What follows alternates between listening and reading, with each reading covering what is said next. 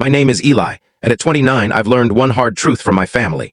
They never miss a chance to remind you where they think you stand in the pecking order. I'm the youngest by a few years, single, no house, no corner office, and no polished LinkedIn page to boast about. I'm a freelance graphic designer picking up copywriting gigs here and there. It pays for my place, keeps food on the table, and lets me tuck away some savings. But to them, that's irrelevant. Not when my sister Tessa lives in a sleek downtown penthouse, and my brother Brandon seals million-dollar deals while jogging half marathons. To them, I'm the family stray, tolerated, occasionally noticed, but never taken seriously. Family dinners had become a burden, not a joy. Dad clung to the tradition after Mom passed, but it meant enduring long silences while Tessa raved about her latest decor project or Brandon lectured on stock markets like he was campaigning for mayor. I'd show up with a dessert no one touched, take a few verbal punches, and leave with a forced grin and a heavy heart. But this last dinner was different.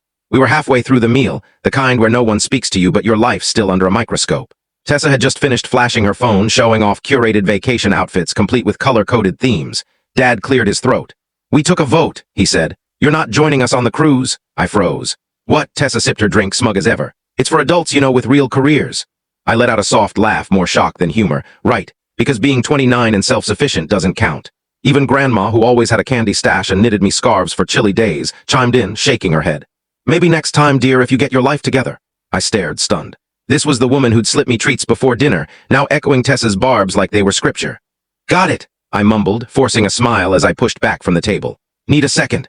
I stepped out to the front porch, phone in hand. The night air was crisp, grounding. I paced, letting their words settle like a bruise. I didn't cry, I was past that, but a quiet ache grew. This wasn't new.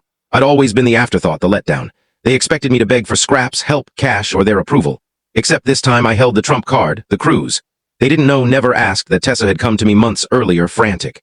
"Eli, I'm booking this incredible cruise for Dad's birthday, a luxury line, but my bonus hasn't cleared. Can you cover the deposit? I'll pay you back in a week, promise."